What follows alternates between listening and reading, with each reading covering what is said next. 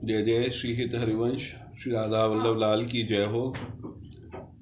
आज श्री नारद भक्ति सूत्र के आगे के 3 सूत्र हम ले रहे हैं। 10वें सूत्र तक आपने भाग देखो और आनंद लियो। वामे जो अंतिम सूत्र हो, वामे निरोध में भक्ति में उदासीनता भी बताई गई और वह उदासीनता को ही अब थोड़ा विस्तार में नारद जी ने इन सूत्रन में कही है। तो 12वें और 13वां सूत्र थोड़ा एक दूसरे से मिलो भयो है। अभी हम 11वें सूत्र पे हैं। 11वें सूत्र में उन्होंने कही है, लोके वेदेषु तदनुकूलाचरणम। लोक के वेद के तदनुकूल उसके अनुसार आचरण, त्वदिरोधी शुदासीनता, त्वदि विरोधी उदासीनता है क्या। तो हमने बहुत सहज पद में करने की कोशिश करी है, या कवित्व बनाने की कोशिश ना करी कि सहज में समझ आ जाए। तो साधारण भाषा में जैसे लिखा जा सके। नारद कहत लोक वेद अनुकूल आचरण, भक्ति विरोधी उदासीनता कहलाए। नारद जी को ये कहना है कि लोक वेद के अनुकूल या शास्त्र या व्यवहार के अनुसार भक्ति विरोधी जो हो, वो त्याग के जो भी आचरण आप करते हो तो वो उदासीनता में ही आएंगे।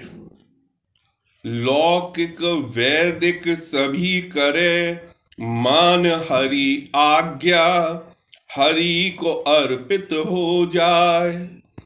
जो भी कार्य लौकिक जो लोक व्यवहार के हैं, वैदिक जो शास्त्रोचित हैं, सभी को आप आज्ञा मान के करें, हरि की आज्ञा माने तो हरि को अर्पित हो जाए। वो हरि के लिए ही हैं, वो भक्ति में लगने वाले हैं। तो यहां पे प्रधानता है कि उदासीनता वैसी रखनी है कि जो हमारे कार्य में बाधा बने, बाय ना लेके चले। और जो भी कार्य करें, संसार में आए हैं या बालक है, नामकरण संस्कार होएगा, यज्ञोपवीत संस्कार होएगा, सारे कार्य शास्त्रोचित होंगे। पर या कोई ये अर्थ ना है कि हम भक्ति में हैं तो ये कार्य भी बिल्कुल विरक्त होके कर रहे हैं।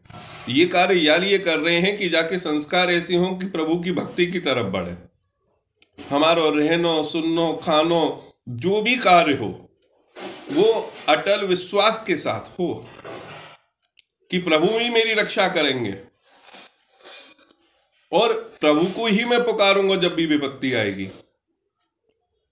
वो दृढ़ होना चाहिए। अगले पंक्ति में, हरि प्रसन्न करवे को, अश्वमेघ या राजसूई, करे भक्ति छूट जाए।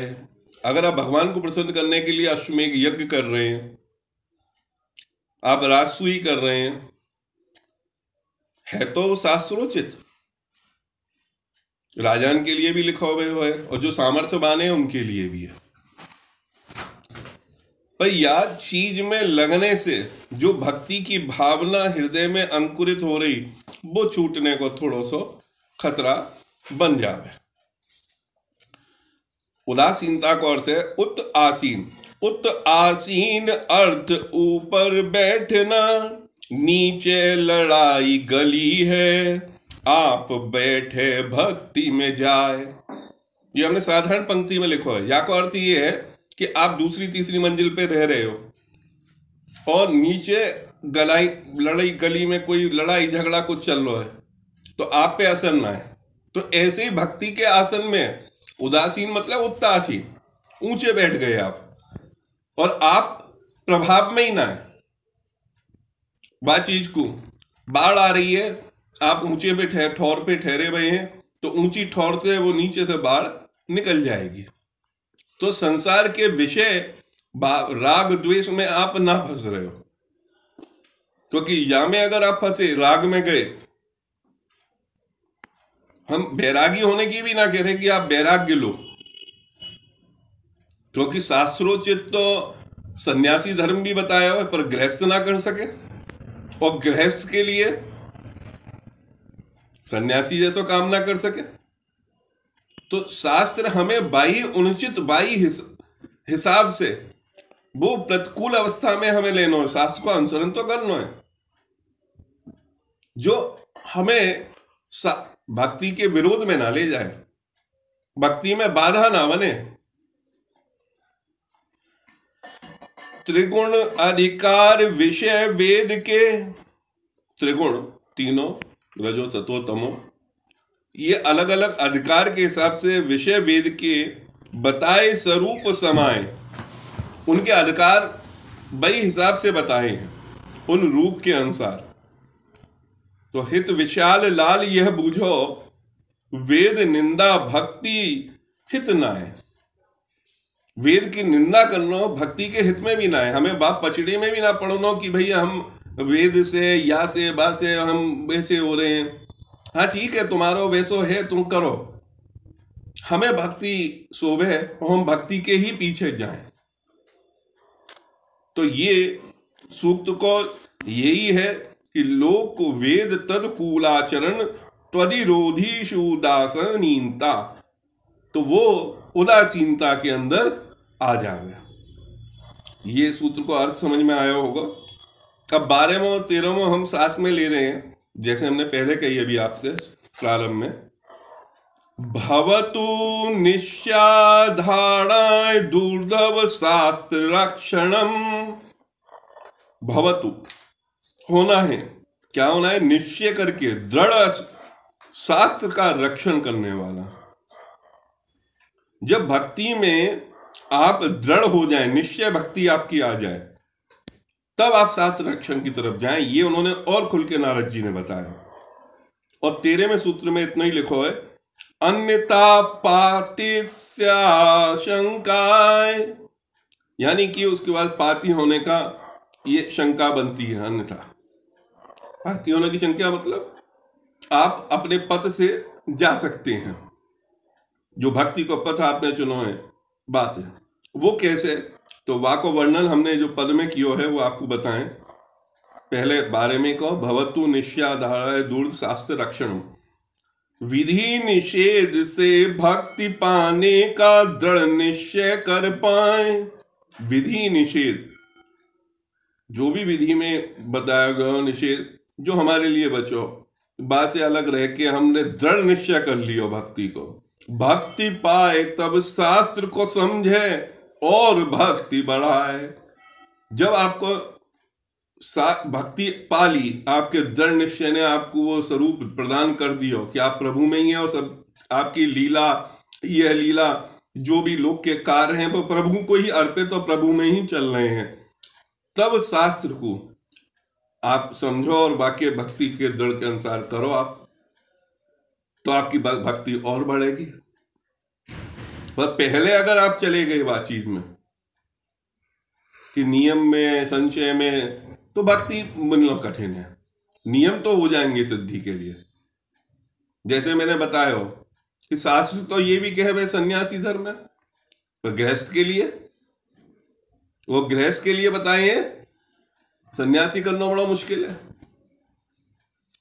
तो वो अधिकार के हिसाब से, गुण के हिसाब से, जा अवस्था में आप रह रहे हो बा अनुसार ही बाको ग्रहण करना। और जब आपके दृढ़ निश्चय से वो चीज आपकी फलित हो जाए तो आप बाको रक्षण करें, शास्त्र को रक्षण करें। श्रेष्ठ जन आचरण अनुकरण करे, ये जग में दिखाए। श्रेष्ठ जन जो आचरण करते हैं उनका अनुकरण उनके छोटे लघु सभी करते हैं, ये जग में देखा गया है।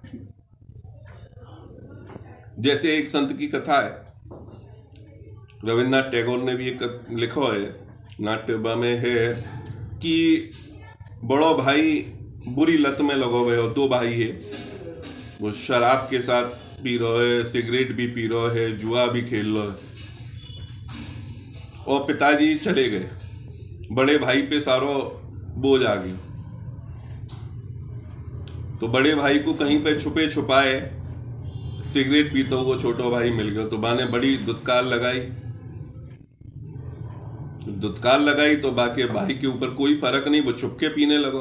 लोगों ने बताई कि दुपक के वो पीने लगो, तुम्हारे सामने ना पड़ो रहो। तब बाने अपने मन में संकल्प लियो कि मोए छोड़नी पड़ेगी, तब मैं बातें कह पाऊंगा। और ऐसो ही भयो जो छोटे हो में भली वो आपकी आज्ञा ना माने पर आपको अनुकरण बहुत करें, तो आप जितने श्रेष्ठ कार्य करेंगे उनको अनुकरण होगा। तो या लिए अपने आचरण में भी ये बात रखनी चाहिए, भक्ति को रस पावे तो नियम पालन में जल मन न चलाए। अगर भक्ति का रस आ जाए तो नियम पालन में मन नहीं चलाना चाहिए कि कोई कहे संध्या तर्पण ये करना है, वहां पे बड़े बड़े विचार हैं, क्योंकि ये शुद्धता की बात है। एक ब्रज की कथा है कि नारद जी जा रहे और एक गोपी ध्यान लगा के यमुना किनारे बैठी हुई। नारद जी बड़े शंका में बोले, यार द्वापर चल लो है और जहाँ में भगवान श्री कृष्ण जहाँ ब्रज में है और ये गोपी ध्यान लगा के कौन को बैठी है कि भगवान के आने को प्रभाव ना है जाके ऊपर का। उतरे, जब उनकी ध्यान टूटो तो उनसे पूछिए, हे देवी मुझे बताओ तुम कौन को ध्यान कर रही, क्या कर रही तुम यहाँ पे यमुना किनारे? तुम्हारे यहाँ तो सर्वस्व है, नंद को लाला, और तुम यहाँ ध्यान लगा रही हो। तो उन्होंने कही, अरे बई को तो ध्यान लगा रही हूं, बात ही तो दूर रहनो है, जो काम करो वही दिखे है। ऐसी भक्ति, ऐसो विश्वास वाको। बोले बात से मन हटाने के लिए ध्यान लगाने बैठी, वो भी टूट गयो। तो ठाकुर जी की अनन्य भक्ति में पहुंच जावे, ऐसी भक्ति हो, रस आवे, तो फिर कोई नियम ना चले। ऐसे ही एक संत की कथा है, वो भजन कर रहे तो कोई ने आके कही कि भैया संध्या समय हो गया और चलो बंदन को। तो उन्होंने वहीं से वो स्नान तर्पण सबको माफी मांगी आसन से।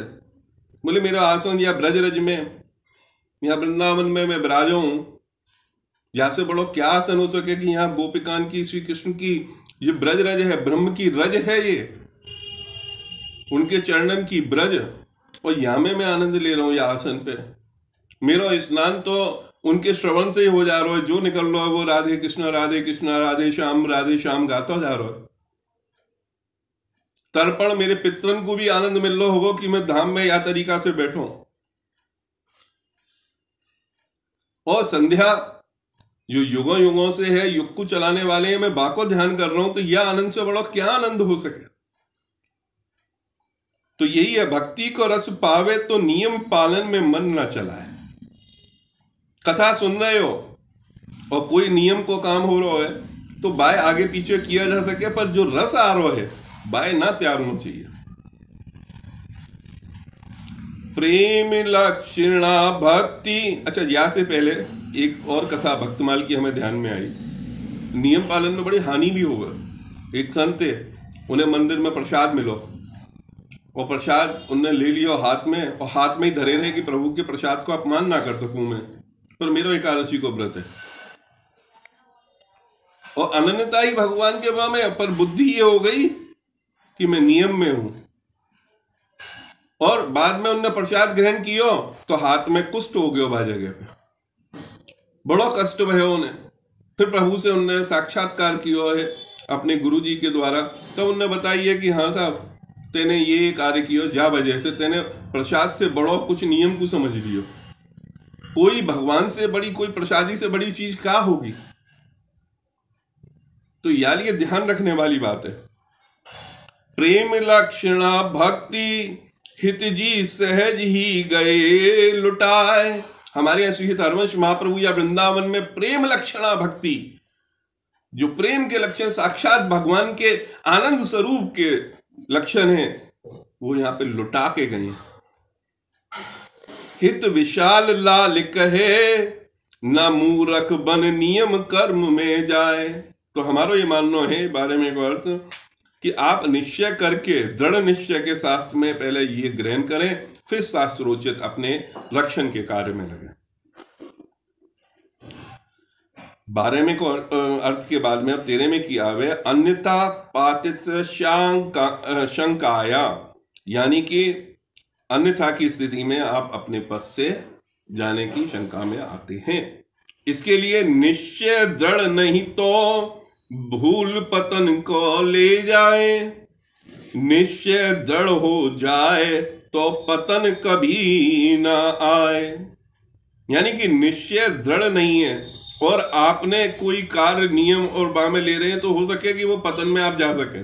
भक्ति भी कर रहे हैं और नियम भी कर रहे हैं, पर आपने दृढ़ निश्चय से भक्ति को प्राप्त कियो, ठाकुर जी की आराधना में ऐसे लीन हुए और कोई एकाकार में कोई अंतर ना है, बहुत विश्वास आपको बढ़ गया, दृढ़ निश्चय, तो पतन में जाने की कोई संभावना ना है किसी भी प्रकार से।